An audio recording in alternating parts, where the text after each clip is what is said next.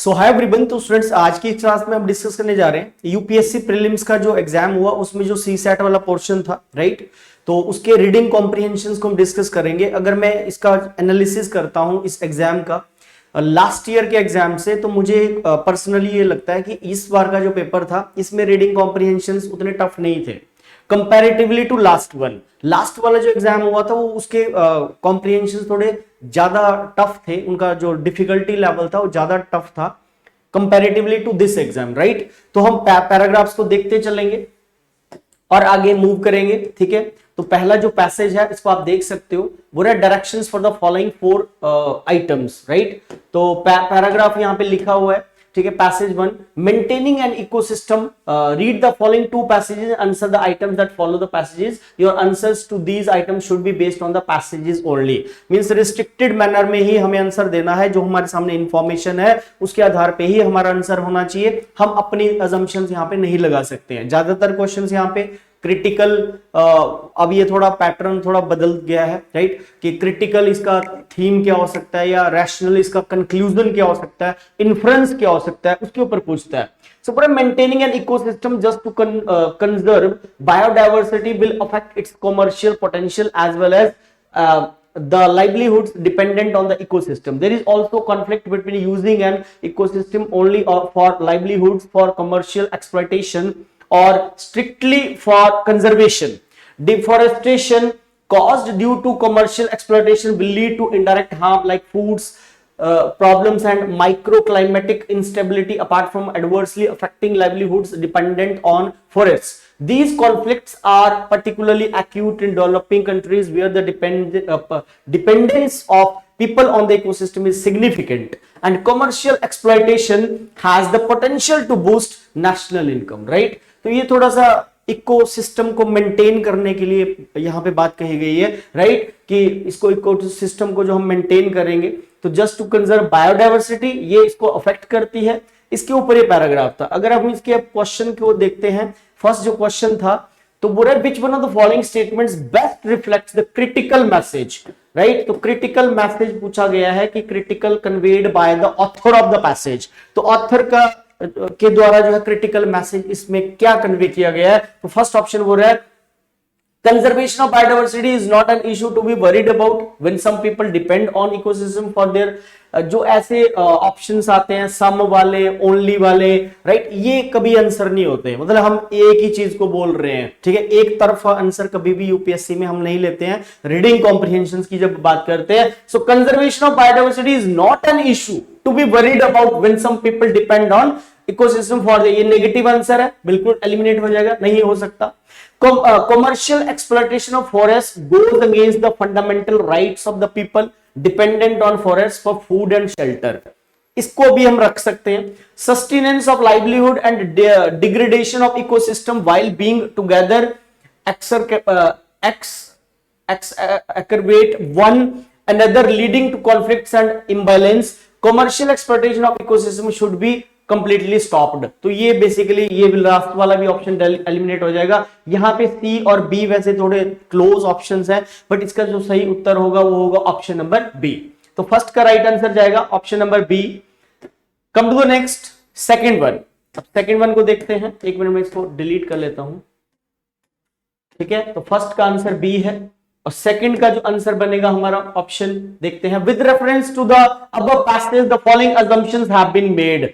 तो ये था स्टूडेंट्स अजम्पशन वाला क्वेश्चन, राइट। तो अजम्पशन क्या हो सकती है इस पैसेज के ऊपर? बोले no country needs to depend on ecosystems to boost national income, ये होगा। या फिर सेकंड बोल रहे हैं resource rich countries need to share their resources with those of scant resources so as to prevent the degradation of ecosystems, right. तो इसका अगर रेलिवेंस के हिसाब से देखिए पैसेज को, अगर आप थोड़ा टेक्स्ट को रीड करेंगे तो यहां पे no country needs to depend on ecosystem paragraph ऐसा नहीं बोल रहा है, राइट। तो ये ना तो फर्स्ट बनेगा ना ही इसका सेकंड बनेगा, तो आंसर बनेगा इसका ऑप्शन नंबर डी। तो मतलब सेकंड पैसेज का जो सही आंसर जाएगा student that would be option number D, right. Come to the passage number second. Passage second की बात करेंगे तो पैसेज सेकंड को हम देखते हैं। सेकंड पैराग्राफ कुछ इस तरह का है। स्मॉल पैसेजेस ही यूपीएससी पूछता है, लेंदी पैराग्राफ्स नहीं आते हैं, लेंदी पैसेजेस नहीं पूछता है, पैसेज नंबर 2 पे आ जाते हैं, राइट। तो पैसेज नंबर 2 यहां से है, तो आप देख सकते हैं the history of renewable energy suggests that there is a steep learning curve, meaning that as more is produced, costs fall rapidly because of economies of scale and learning, right। तो ये पहले हिस्ट्री की बात कर रहा है, ठीक है। तो the history of renewable energy suggests that there is a steep learning curve, right, meaning that as more is produced, costs fall rapidly because of economies of scale learning by doing. The firm's green innovation is path dependent. The more a firm does, the more it is likely to do in the future. जितना ज्यादा करेगा तो इसका ज्यादा वो होगा future पे। The strongest evidence for this is the collapse in the price of solar energy, which became about 90% cheaper during the 2010s, repeatedly beating forecasts. Moving early and gradually gives economies more time to adjust, allowing them to reap the benefits of path-dependent green investment without much disruption. A late, more chaotic transition is costlier, right? अब यहां बोला है विच one of the following statements best reflect the central idea of the passage. देखो central idea वही होता है जिसके बारे में ऑथर रेपिटेडली बात करता है। हमने मैराथन जो हमारी सैटरडे होती थी, इस तरह के पैसेज मैंने बहुत करवाए हैं प्रैक्टिस बच्चों को, क्रिटिकल मैसेज वाले या basically central theme based paragraphs, assumption वाले क्वेश्चंस बहुत करे हैं। सो आई होप ये पेपर अच्छा गया होगा जिन्होंने उन मैराथन को लगाया होगा, उन बच्चों ने इसी पैटर्न पे ही मैंने वो पैराग्राफ्स मतलब करवाए हैं प्रैक्टिस बच्चों को। So which one of the following statements best reflects the central idea of the passage, right. Economies of scale is essential for transition to green growth. Modern technological progress is intensely linked to path dependent innovations. या countries with large economies are in a better position to adopt green technologies. या फिर last वाला option है timing plays a crucial role in the case of green technological development. तो इसका सही उत्तर है A, economies of scale is essential for transition to green growth. यही इसका सही बनेगा, बाकी इरेलीवेंट ऑप्शंस है, ये इसका थीम जाएगा ए वाला, right. Come to the next passage with reference, question number 4 है, ये पैसेज नहीं है, क्वेश्चन नंबर 4 है। तो क्वेश्चन नंबर 4 आप देख सकते हैं, यहां पे बोला गया है, पैराग्राफ बोल रहा है with reference to the above passage the following assumptions have been made. Path dependent green investments will eventually most likely benefit growth as well as public finances in a country like India. If other green technologies follow the same pattern as that of solar energy, there will most likely be an easy green transition. तो इसका कोई भी assumption यहाँ पे नहीं बनेगा students. इसका जो सही उत्तर जाएगा that would be option number D. D यहाँ पे सही आंसर जाएगा इसका। Come to the next one, passage number next, ये यहां से आई थिंक रीजनिंग और क्वांट के क्वेश्चंस हैं, ठीक है, हम देख सकते हैं। फिर हमारा आ जाता है 4th, तो ये वाला आप देख सकते हैं यहां से आगे, directions for the following 4 items, read the following 2 passages and answer the items that follow the passages, your answers to these items should be based on the passage only. फिर से वही स्टेटमेंट है। तो यहां पे पहला बोला गया है basically each state in India faces a distinctive set of challenges regarding the impact of warming, but also offers its own set of opportunities for reducing emissions depending on its natural resources. For example, coastal states need to take action to protect their shores from sea level rise. Districts that are drier need to prepare for variable monsoon precipitation. Himalayan regions have their own unique challenges, and selected parts of peninsular India and offshore areas offer great opportunities for harnessing wind power. These various aspects need to be considered for developing clear and sustainable goals for the future. अब यहां पे हमसे पूछा गया है basically which one of the following statement best reflects the most logical, rational and pragmatic message conveyed by the author of the passage, right? तो यहां पे क्या होगा स्टूडेंट्स, तो इसका आंसर क्या होना चाहिए, what could be the right answer over here? तो यहां पे जो आंसर जाएगा हमारा वो जाएगा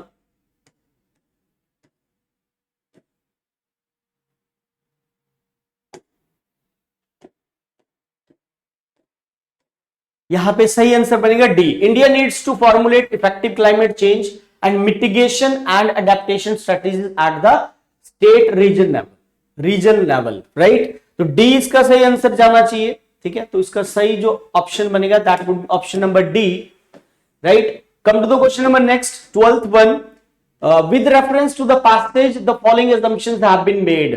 तो यहां पे ऑप्शन ए बनना चाहिए, green energy production can be linked to integrated with climate change, mitigation and adaptation strategies, effects of climate change are much more severe in coastal. ये फिर एक ही तरफा बता रहा है, कोस्टल और माउंटेन्स रीजन्स पे उसके ज्यादा सीवियर इफेक्ट्स होते हैं, तो बी वाला नहीं जाएगा राइट अजम्पशन। यहां पे जो सही उत्तर बनेगा that would be option number A.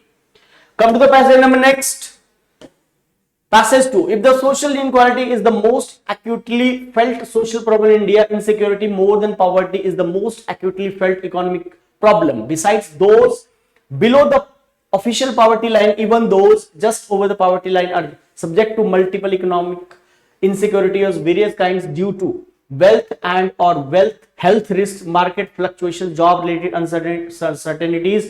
Many government policies are actually intended towards mitigating these insecurities, right? तो यहाँ पे सही आंसर क्या बनेगा? What could be the right answer? Question number 13 हम देख सकते हैं। Question number 13 है, which one of the following statement best reflects the critical message conveyed by the passage? तो इसका जो सही आंसर बनेगा student that would be option number D, insecurity more than poverty is the main economic issue that government policies must address। तो D इसका सही उत्तर जाएगा। Come to question number 14, with reference to the above passage the following assumptions have been made। people above the poverty line also are prone to suffer from anxiety about economic insecurity, eradication of poverty can result in peace and social equality in the country। तो इसका जो right उत्तर बनेगा, यहाँ पे भी कोई assumption नहीं जाएगी, आंसर नंबर डी जाएगा सही उत्तर इसका, ठीक है। कम टू द नेक्स्ट, इसका सही आंसर यहाँ पे डी है। फिर आप आगे देख सकते हैं 16 से आगे फिर ये क्वांट के क्वेश्चंस, आई थिंक रीजनिंग होगी मिडल में, राइट। फिर आगे आ जाता है हमारा question number 21। So one of the dismal realities of the agricultural sector in independent India has been that it never experienced a high growth phase, unlike the non-agriculture economy. The highest decadal growth, compound annual growth rate CAGR for agriculture has been just 3.5% in the 1980s। तो पहले का past का बता रहा है। Also after experiencing a spurt in decadal growth during the 1980s, agriculture growth suffered relative stagnation thereafter। This is in sharp contrast।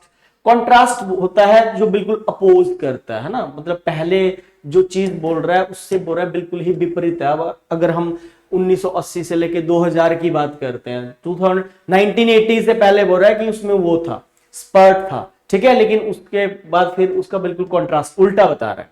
अब यहाँ पे एक वर्ड यूज किया गया कोरोलेरी। कोरोलेरी वही होता है कि जब हम किसी पास्ट की चीज से कंपैरिजन करते हैं और उसका बिल्कुल अपोज होता है, राइट। तो इसका सही आंसर यहाँ पे ए जाएगा। The benefit of economic reforms percolates down more slowly to the, ये भी धीरे धीरे ही होता है, to the agriculture sector than in other sectors of the economy, ठीक है। तो इसका ए बनना चाहिए। Come to the question number 22, with reference to the passage the following assumptions have been made। तो यहाँ पे assumptions पूछी गई है हमसे, कौन सी assumptions करेक्ट होगी? तो यहाँ पे जो राइट assumption का पहले ऊपर दिया हुआ, फिर ऑप्शंस नीचे दे रहा है। The growing divergence between the fortunes of the agriculture and non-agriculture economy in India could have been reduced, contained by adapting large-scale cultivation of commercial crops and viable corporate farming, या फिर अगला बोल रहा है providing free insurance for all crops and heavily subsidies seeds, fertilizer, electricity and। तो इसका ए यहां पे सही आंसर होना चाहिए, ठीक है, ए इसका सही उत्तर बनेगा। फिर पैसेज नंबर 2 पे जब हम जाते हैं, so in our country handlooms are equated with the culture that ensures a continuity of tradition। This idea has become part of the public policy framing and provides a legitimate basis for the state to support the sector, but the notion of tradition as a single linear entity is being strongly contested today।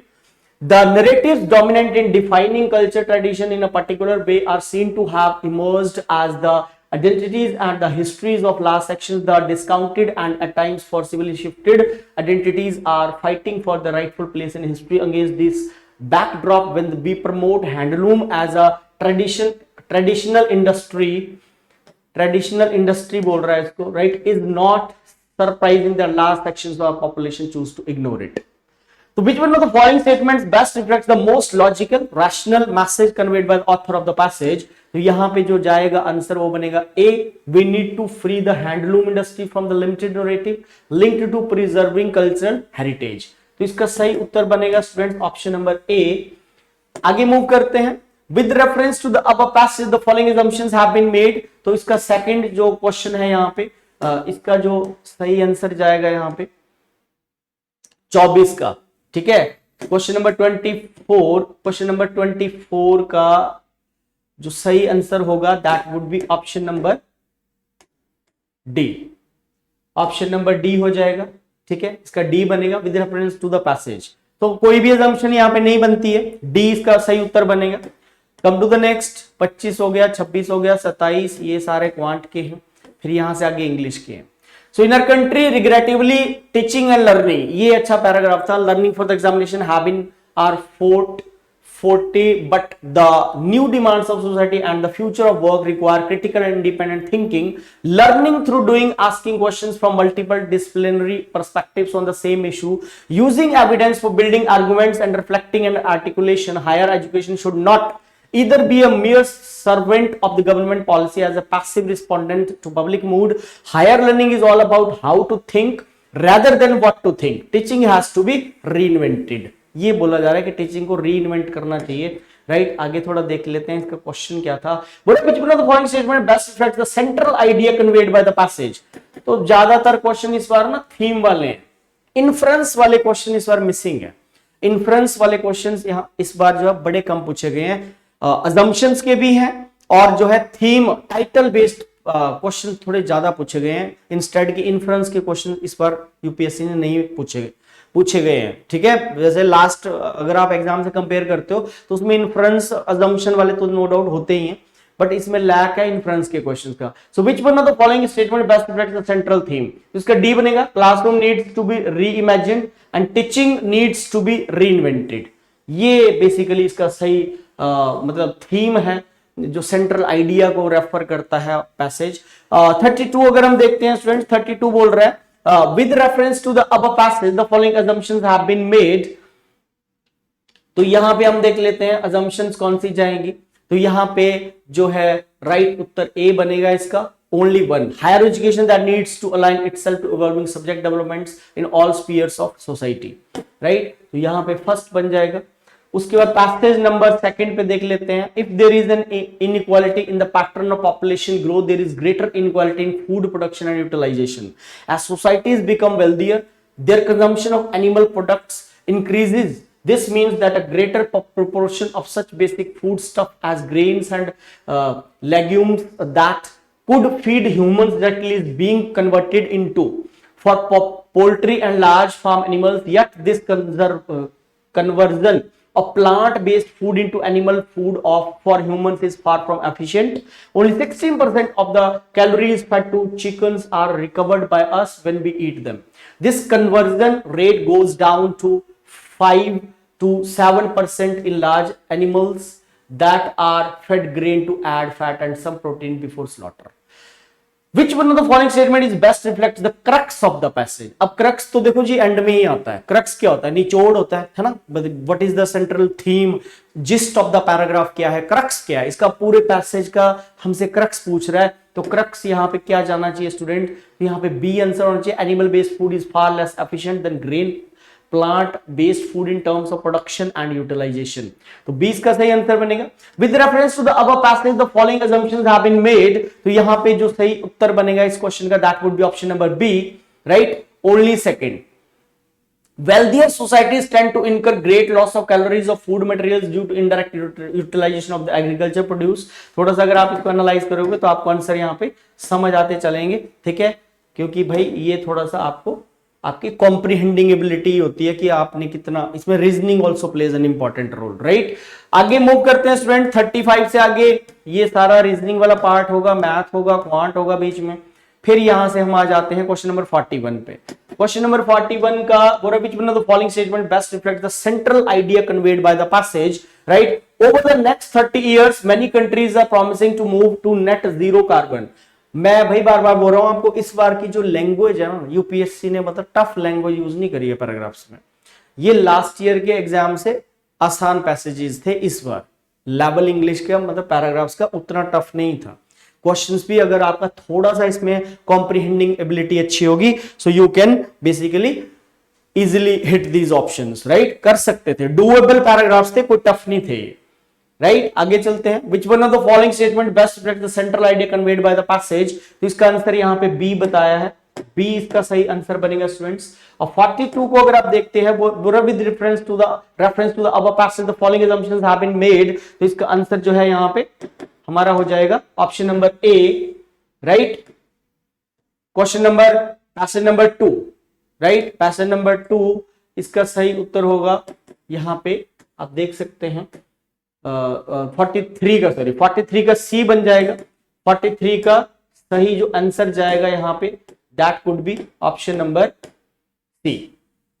Which one of the following statement best reflects the most logical, rational and pragmatic message conveyed by the passage? So circular economy can be beneficial for sustainable growth, ये सी इसका सही answer होना चाहिए था, ठीक है। और अगर 44 पे हम जाते हैं तो 44 का राइट आंसर बनेगा B, that is only second. Economic growth is compatible with circular use of mineral resources, right. इससे आगे हम चलते हैं, आगे चलेंगे तो आगे आप देख सकते हैं फिर है पैसेज नंबर हमारा 51।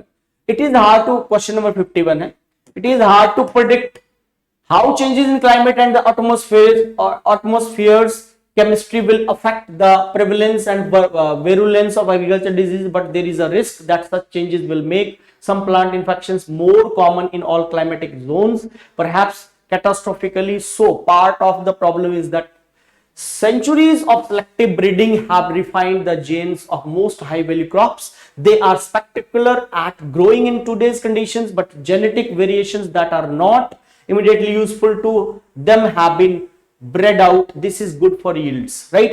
तो इसमें जो क्वेश्चन पूछा गया स्टूडेंट वो ये था, which one of the following statement best reflects the central idea? Same वही थीम बेस्ड क्वेश्चन था, तो इसका उत्तर बनेगा यहाँ पे बी। इसका सही आंसर जाएगा यहाँ पे ऑप्शन नंबर बी। आगे देख लेते हैं। With reference to the above passage the following assumptions have been made, इसका आंसर हमारा यहाँ पे बनेगा C. Both 1 and 2 would be the right answer over here, that would be option number B, sorry C, right. Passage number 2, passage number 2 आप देख सकते हैं, passage number 2 की अगर हम बात करें तो इसमें जो है सही आंसर हमारा बनेगा good statements like any other sensible human being learns more from his opponents than from his fervent supporters. Fervent होता strong desire, for his supporters will push him to disaster unless his opponents show him where the dangers are. So if he is wise he will not often pray to be delivered from his friends because they will ruin him. But though it hurts, he ought also to pray never to be left without opponents, for they keep him on the path of reason and good sense. The national unity of free people depends upon sufficiently even balance of political power to make it practicable for the administration to be arbitrary and for the opposition to be revolutionary and irreconcilable. Which one of the following best reflects the critical message conveyed by the author of the passage? Same वही, तो इसका जो सही उत्तर है वो बनेगा D. In a democracy, the opposition is indispensable for the balance of political power and good government. ठीक है, ये जाना चाहिए। और फिर अगर 54 का देखते हैं तो इसका भी आंसर बनेगा हमारा डी, राइट। 55 के आगे आप देख सकते हैं ये क्वांट रीजनिंग है। और लास्ट में फिर एक पैसेज है हमारा 71 और 72, इसके आई थिंक 2 क्वेश्चन है, 61 सॉरी, यस, इसमें 3 क्वेश्चन होंगे, 2 क्वेश्चन और 3 क्वेश्चन वाले ही आते हैं। ये हो गया, यस। इसके बाद हमारा है this one, there has been no democracy, ये वाला पैसेज है स्टूडेंट्स, ठीक है। तो that has grown economically without corporate capitalism, it helps in modernizing the economy and enabling the transition from rural to urban and to industry and services, which are agriculture with growth. It generates jobs and there is no other way to fix a country's unemployment challenge without a further private business. Big companies can operate on a large scale and become competitive both domestically and externally. A vibrant corporate capitalist base also leads to additional revenues for the state, which in turn can be used for greater welfare for the marginalized and creating a more level playing fields in terms of opportunities. तो इसका जो question था वो ये था, which one of the following statements best reflect the critical message conveyed by the author of the passage? तो इसका answer बनेगा हमारा बी, सही आंसर इसका जाएगा पैसेज का बी, राइट। आगे मूव करते हैं। With reference to the above passage, the following assumptions have been made. तो इसका आंसर बनेगा सी, ना तो यहाँ पे बोथ एंड 1 एंड 2 जाएगा, बोथ 1 एंड 2 वाला आंसर यहाँ पे करेक्ट होगा। ओके, उसके बाद ये दोबारा से फिर पैसेज 2 है, यस नहीं ये कुछ और है, ये पैसेज नहीं है, शायद रीजनिंग होगी मे बी, ये लास्ट पैराग्राफ होगा, नहीं यस 2 है यहाँ पे। सिंगल नंबर वाले का जो आंसर बनेगा सेकंड लास्ट जो पैसेज है स्टूडेंट उसका बनेगा बी, ठीक है। और ये जो सबसे अंतिम पैसेज है ये बड़ा ट्रिकी सा पैसेज है, जो मैंने देखा है छोटा सा बट है बड़ा ट्रिकी, ठीक है। तो ये इसका हो रहा है trust stands commonly defined as being vulnerable to others, right. तो ऐसे जो ओनली वाले ऑप्शंस होते हैं वो भी नहीं होते आंसर, तो यहां पे जो राइट आंसर वो डी बनेगा। ट्रस्ट इज द इंपॉर्टेंट 2, क्योंकि ये जो 2 है ये कॉन्ट्राडिक्टरी है, ये प्लस कर रहा है तो माइनस में जा रहा है, तो हम इसका ट्रस्ट वर्दीनेस कांट भी ये तो नहीं होगा। Trustworthy people are the most vulnerable people, ये फर्स्ट के सेंस में जा रहा है, लेकिन इसका जो राइट आंसर बनेगा, ठीक है, यहां पे जो best reflect the crux of the passage है वो है ट्रस्ट इज इंपॉर्टेंट दो इट एंटेल्स रिस्क। ये वाला मच अप्रोप्रिएट है। तो ये 72 तक हमारे इंग्लिश के क्वेश्चन थे। इसके बाद फिर आपका जो है रीजनिंग और क्वांट भी इसमें मिडल में ही होता है, कुछ क्वेश्चन रीजनिंग आ जाते हैं, कुछ क्वांट के आ जाते हैं। तो ये मैंने एक फास्ट एनालिसिस आपको दिया है, ठीक है, तो आप देख सकते हैं इन आंसर्स को, आप मैच कर सकते हो, ठीक है। जो मुझे लगा, जो मेरी अंडरस्टैंडिंग बोलती है उसके अकॉर्डिंग मैंने ये बिल्कुल अप्रोप्रिएट आंसर की आपको प्रोवाइड किया। तो आज के सेशन में तो रहेगा। Thank you very much, take care, see you.